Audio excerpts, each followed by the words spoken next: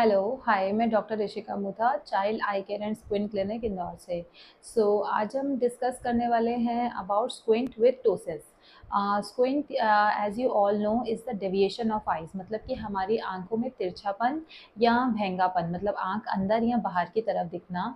Squint के साथ हमें और भी एसोसिएटेड बीमारियां हो सकती हैं, जैसे कि कई बार पेशेंट्स कैटरैक्ट के साथ आते हैं या कुछ और लेज़ी आई के साथ आना, और उसमें से ही एक बीमारी है टोसिस। टोसिस यानी कि drooping of eyelid. Drooping of eyelid, पलक झुकी हुई होना।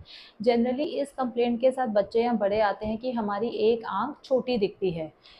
अगर पेशेंट को ये दोनों चीज़ें हैं, अब अगर बच्चे को टोसिस है बचपन से, टोसिस अगर एक अमाउंट से ज़्यादा हो तो बच्चे का विजन फुल डेवलप नहीं होगा।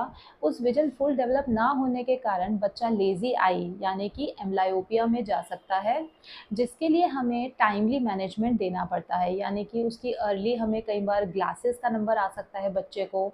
टोसिस वाले बच्चों को एस्टिग्मेटिज्म का ज़्यादा रिस्क रहता है, इसीलिए उनकी एक अर्ली स्क्रीनिंग होनी चाहिए। एंड कई बार हमारे पास एकदम न्यू बॉर्न, जैसे कि 15 डेज़ का बच्चा या 1 मंथ के बच्चे को लेके आएंगे कि आंख बहुत छोटी है। उसका हमें टाइम टू टाइम चेकअप करना पड़ता है।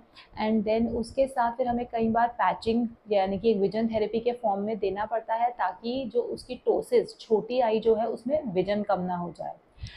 कई बार टोसिस के कारण जो विजन कम होता है, लेज़ी आई में जाने के कारण उस बच्चे को स्क्विंट डेवलप हो जाता है, यानी कि विजन फुल ना डेवलप होने के कारण बच्चे की एक आंख अंदर या बाहर की तरफ हो जाएगी, यानी कि ईज़ोट्रोपिया या एक्ज़ोट्रोपिया में हो सकता है।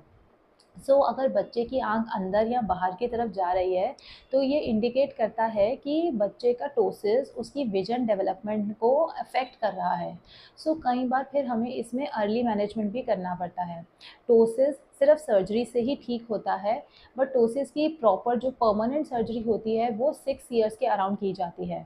मगर अगर बच्चे को टोसिस के कारण स्क्विंट डेवलप हो रहा है, वो लेज़ी आई में जा रहा है, वो पैचिंग और ग्लासेस, इन सब ट्रीटमेंट ऑप्शंस के बाद भी इम्प्रूव नहीं कर रहा है, तो कई बार हमें एक टेम्पररी टोसिस की सर्जरी होती है, वो करनी पड़ती है। देन उसके साथ फिर हमें स्क्विंट करेक्शन करना पड़ेगा अगर बहुत ज़्यादा स्क्विंट है, ताकि वो बच्चा अलाइंड आइज़ के साथ प्रॉपरली देख सके। फिर एप्रोप्रिएट टाइम पे टोसिस की फुल सर्जरी भी की जाती है।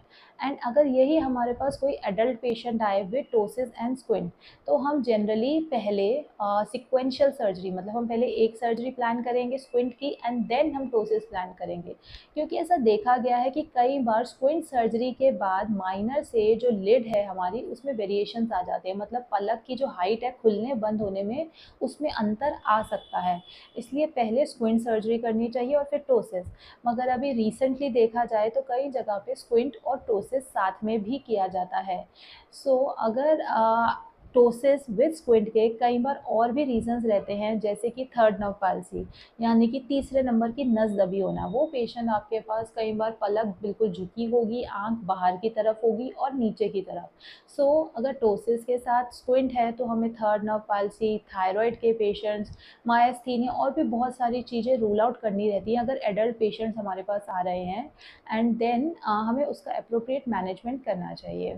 Thank you.